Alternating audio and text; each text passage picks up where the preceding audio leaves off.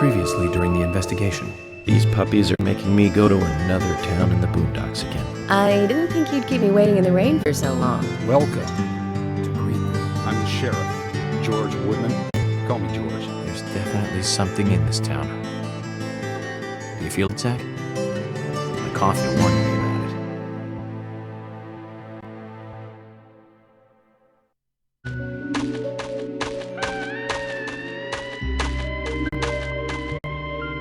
York! York!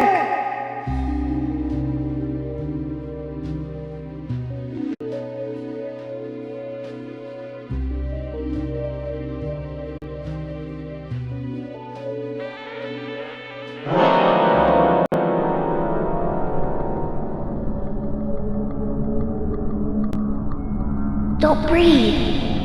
Hold your breath. They can't see you if you hold your breath. Hurry!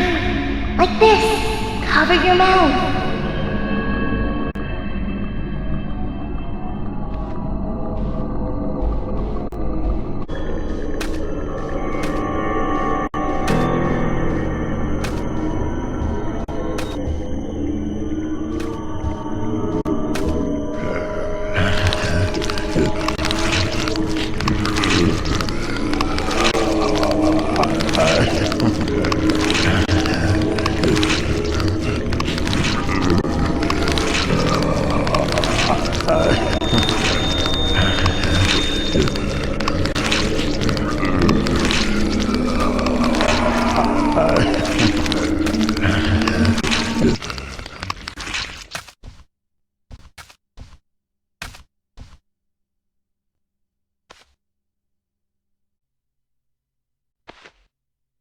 Who are you?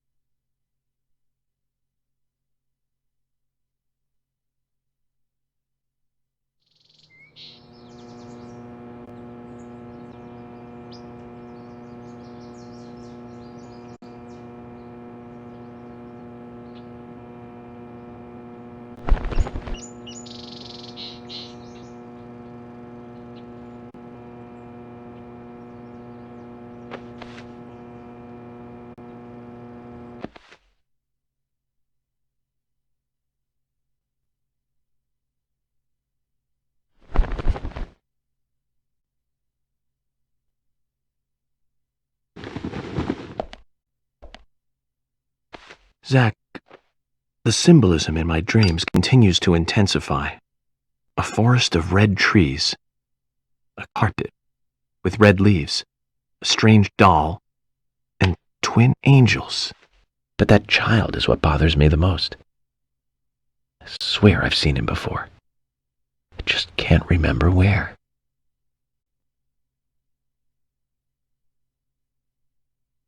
Well, it'll probably come back to me eventually. For now, we need coffee.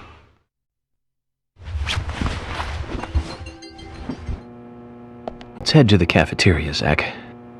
I hope they have some real coffee. I really need some coffee. Then we can head to the sheriff's office. There's a proper procedure for everything, right, Zach?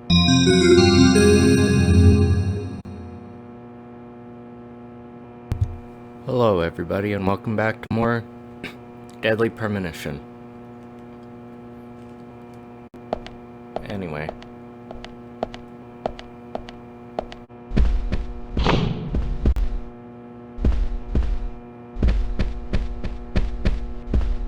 I remember checking every single room in this hotel for collectibles and stuff.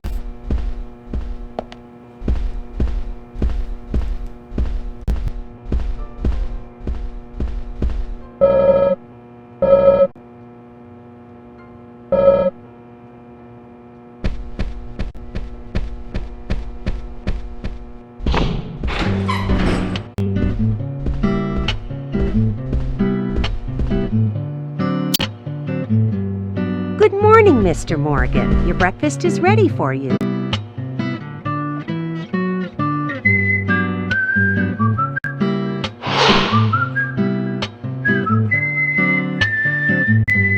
Thank you, Mrs. Polly Oxford. Just Polly is fine. Well then. Thank you, Polly. I'm starving.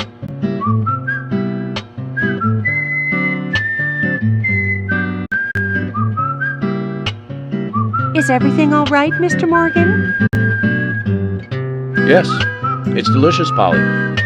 My compliments to the chef. I'm hoping my cooking will bring back repeat guests.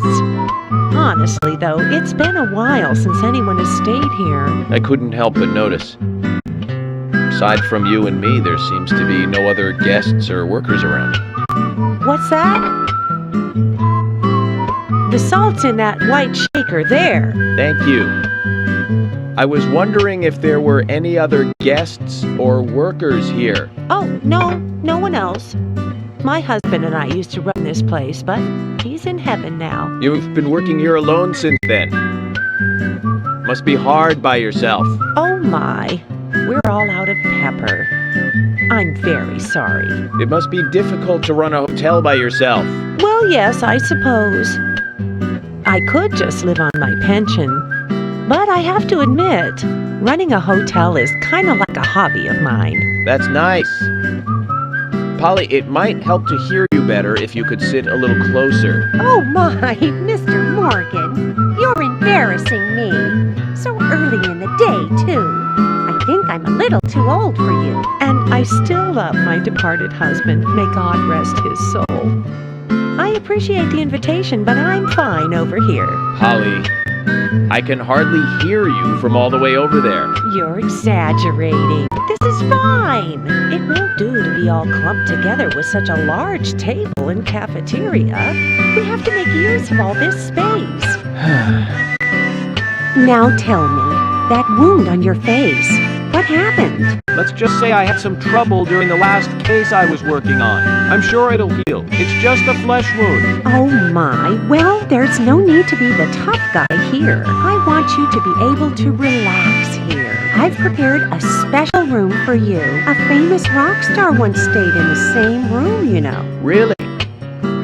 I feel honored. If you need anything at all, just let me know. I'll help you out in any way I can. Zach, the lady is offering to help. Do you want to ask her about the town? Say, Polly, what can you tell me about this town? Well, let me see.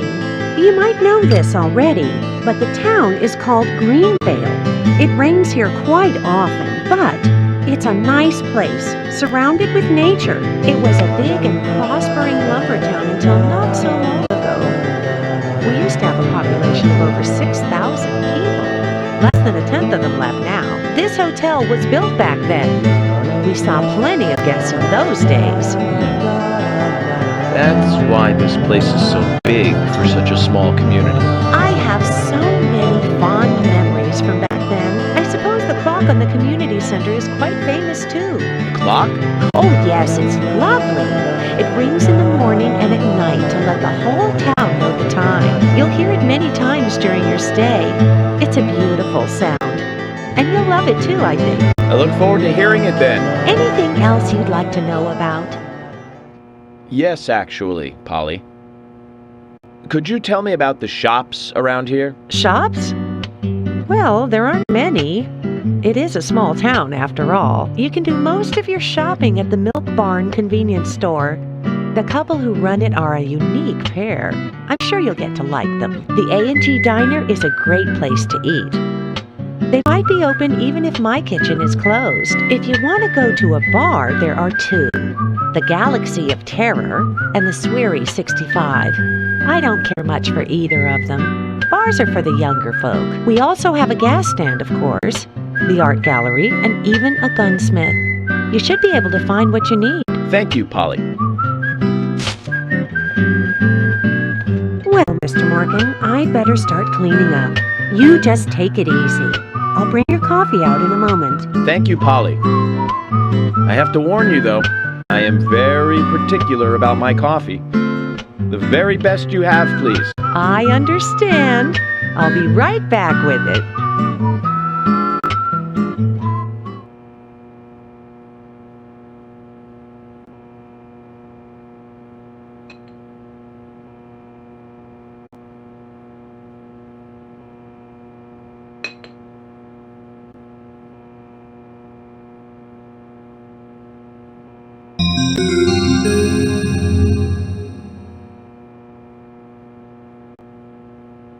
Did you see that, Zach? Clear as a crisp spring morning. F.K.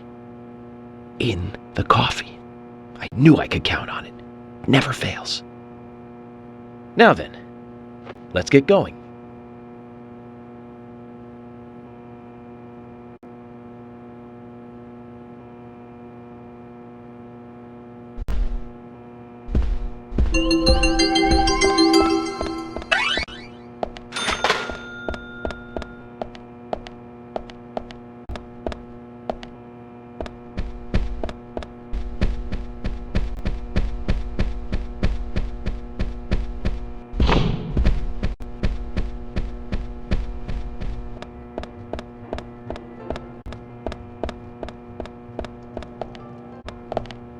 Oh, hi.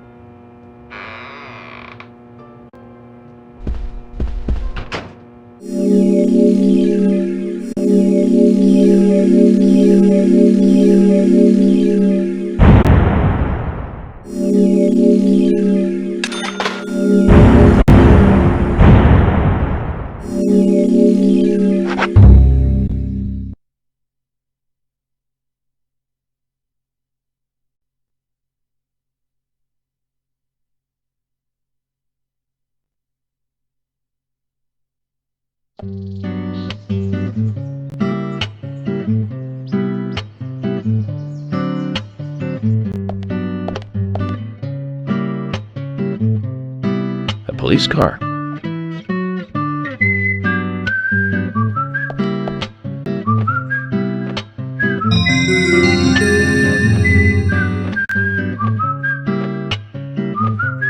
So we have King George to thank for preparing a car for me. A pleasant surprise, eh, Zach?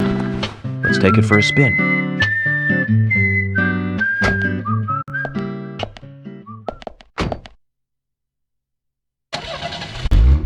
I have to tell you, Zach, this place simply amazes me. The keys were left on the front hood, and nobody stole the car. Values. This town has what the country needs. Values. Let's head over to the sheriff's department.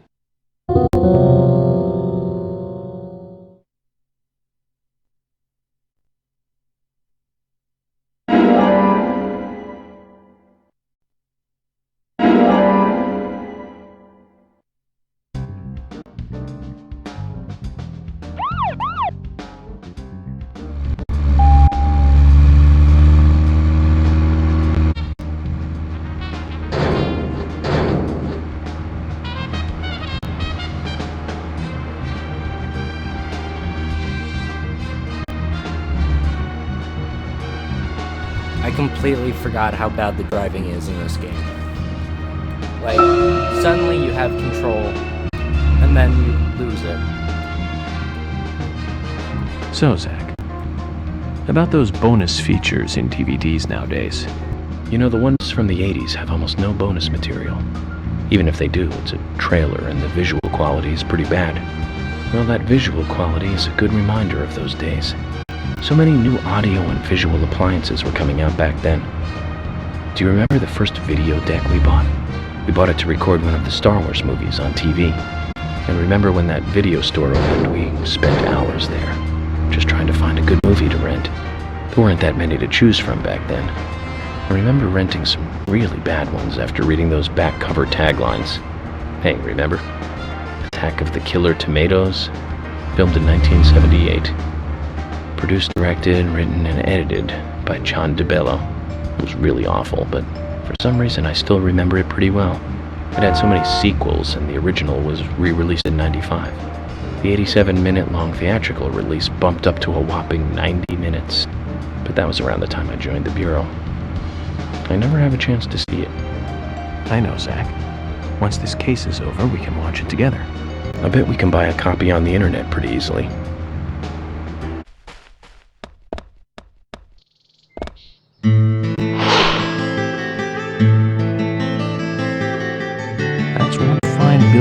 such a small town. The exterior woodwork is spectacular. Don't you agree, Zach?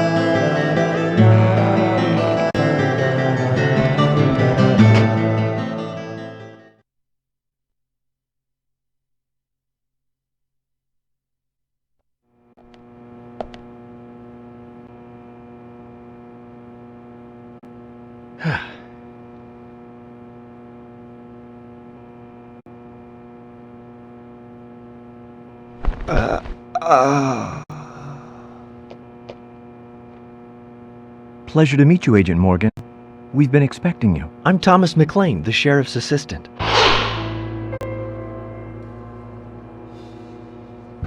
FBI Special Agent Francis York Morgan. Please just call me York. It's what everyone else calls me. Very well then, Agent York. I believe I owe you a thank you for retrieving my belongings from my car. Thanks. Oh, no, just doing my job. I want to help do everything I can to help the investigation. I just can't believe Anna was murdered. She was such a bright and lovely girl. Did you know her well? Well, no, not really. But it's a very small town. I'm sorry. It's just that this is the first really big case I've ever seen. I understand. Just try to relax. Can I have a look at Anna's file now? Yes, of course. The sheriff told me to let you through to the meeting room. I've lost the key to the cabinet where the files are. Why don't you take a look around while I go look for it? Okay. Let me know when things are ready. Zach, Thomas appears to be the kind and sensitive type, totally at odds with the monarch. Almost a good setting for a cartoon.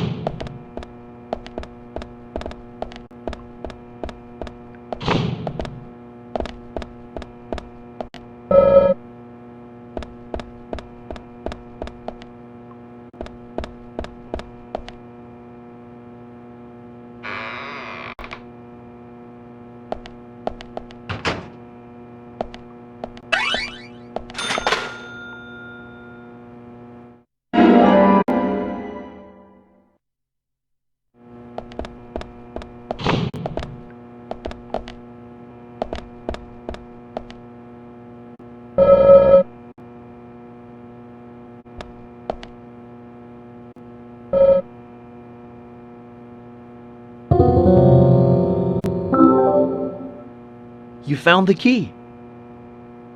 That's the right one?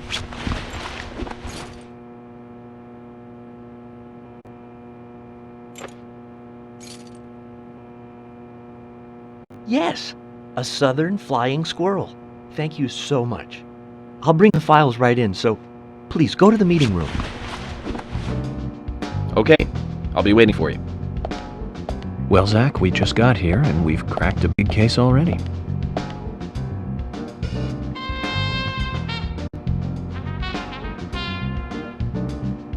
The victim's name was Anna Graham. Age 18, she just recently graduated from high school this year. Her dream was to move out to the city and become a model. But for the time being, she was working in the A&G diner here in town. She lived with her mother, Sally. Anna's father died in an accident in the lumber mill when she was a child. Her mother is unemployed and lives on the insurance money from her husband's accident. After all, it's a small town with a low cost of living. Financially, they seem to get by fine, and they led normal lives. A normal life is exactly what a curious teenager doesn't want. It's all starting to make sense, Zach.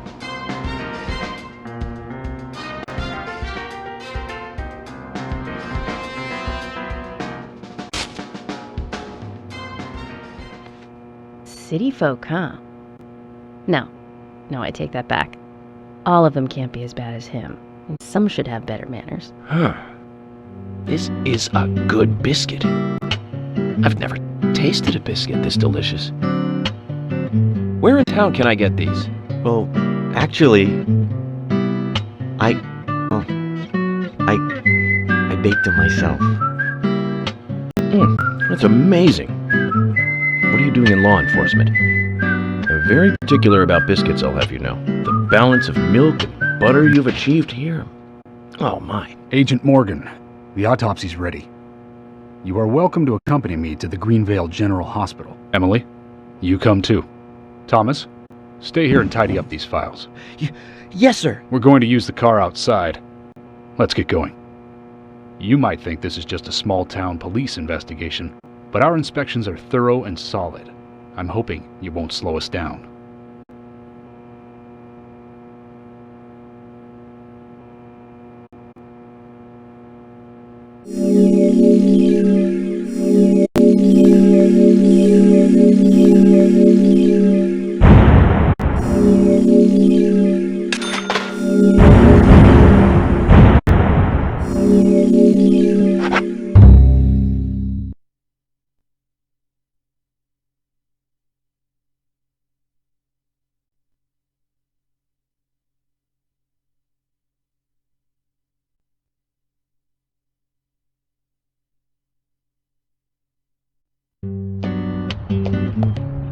The Greenvale General Hospital is down the road by the lake. It's too far to walk. Come on, get in the car. If I'm riding in a car, George, I prefer to be the driver. Can you provide a car for me? What are you talking about? You don't even know how to get there. Which is another good reason for me to drive, George. I need to learn my way around town. Oh, man. Very well. Then I'll ride with you. I want to keep an eye on you. Fair enough. Just one thing, Agent Morgan. Your involvement in this case is limited. That means you don't have to learn your way around town.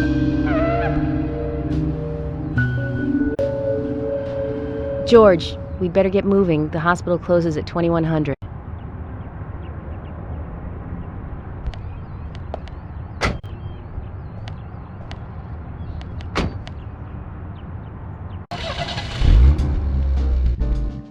Agent Morgan, get us there quickly, but drive within the speed limit. Just because you have a badge doesn't mean you can drive like a maniac. George, what are you, his mother?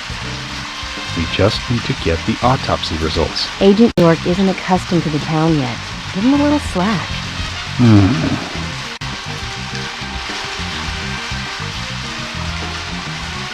Well then, Agent York, let's get going. Sure, sounds good.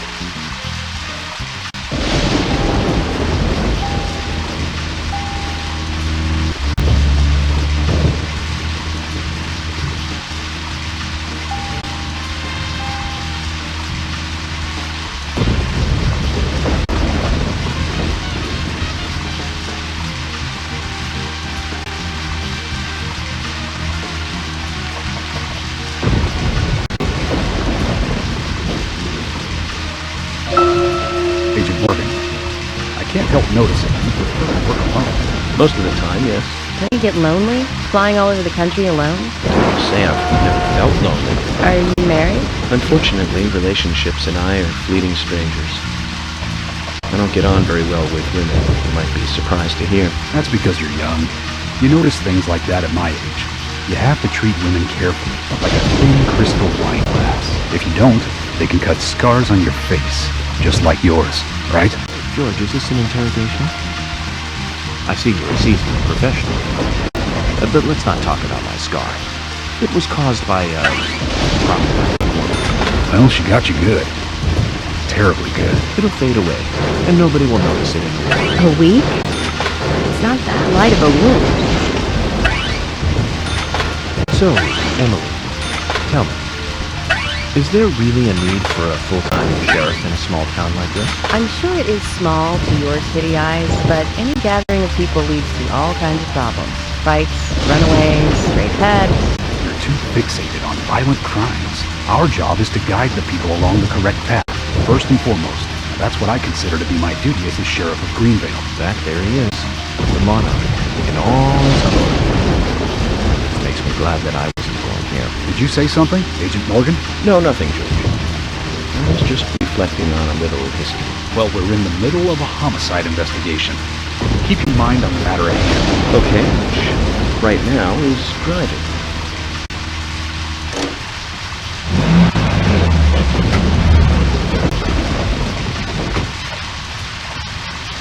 If you're wandering off, then we'll go on ahead.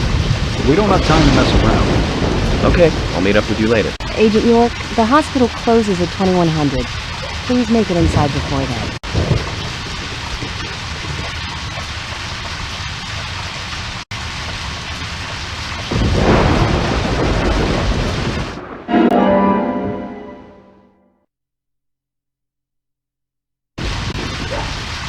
A human bone? This doesn't look related to the case, but shouldn't I let someone know?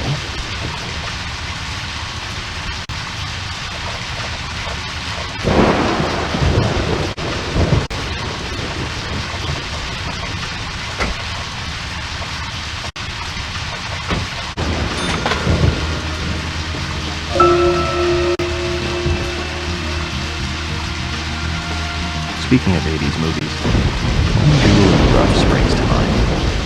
Deadly Spawn. Do you remember that one, Zach? Back in '83, directed by Douglas McCann. Right, it was filmed pretty cheap, but still it was pretty good. The monster design with the mouth crammed full of teeth, I loved it. So many delicious B-movie cliches. Did you know that they made a sequel? Good, I never got to see the sequel. The rental store didn't have it for some reason. They said the staff for the sequel was totally different from the original. Wonder how the sequel turned out. You know, the monster in that one responded to sound. Wait a second. Sounds a lot like the movie Tremors. I think that one was back in '89, directed by Ron Underwood. And that was a great role for Kevin Bacon. Masterpiece. Zach, that one had sequels like crazy. I remember there was a fourth one. I've only seen the first one, though.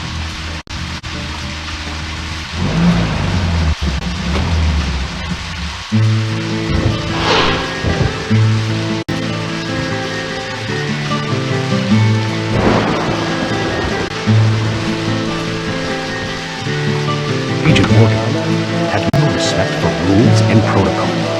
We were waiting for you, and now you try to go in by yourself. Oh, George.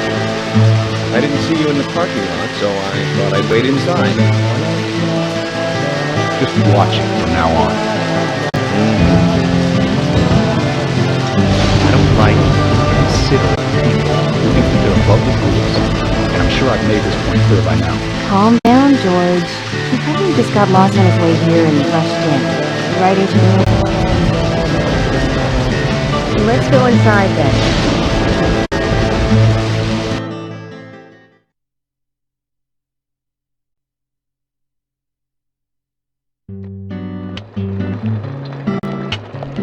Hello, Sheriff.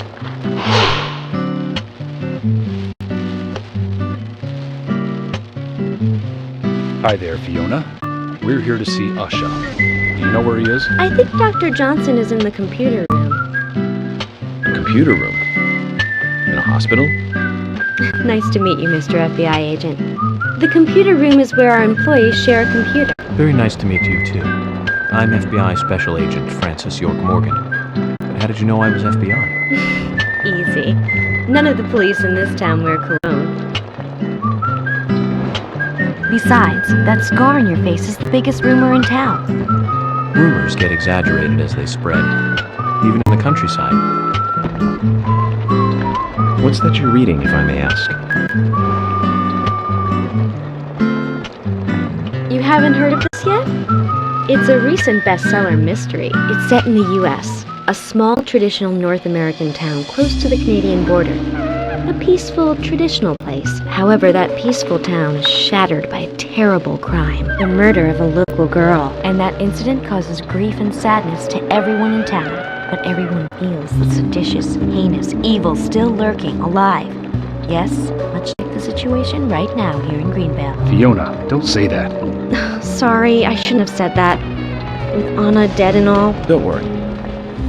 Books are written to entertain, and it's good you're enjoying it. What we're faced with here is a terrible crime committed in a real world. Much different from that of a novel.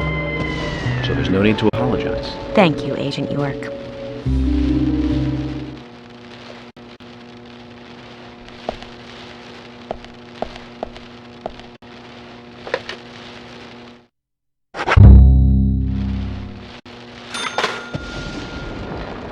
So with that, I'm gonna end this episode here.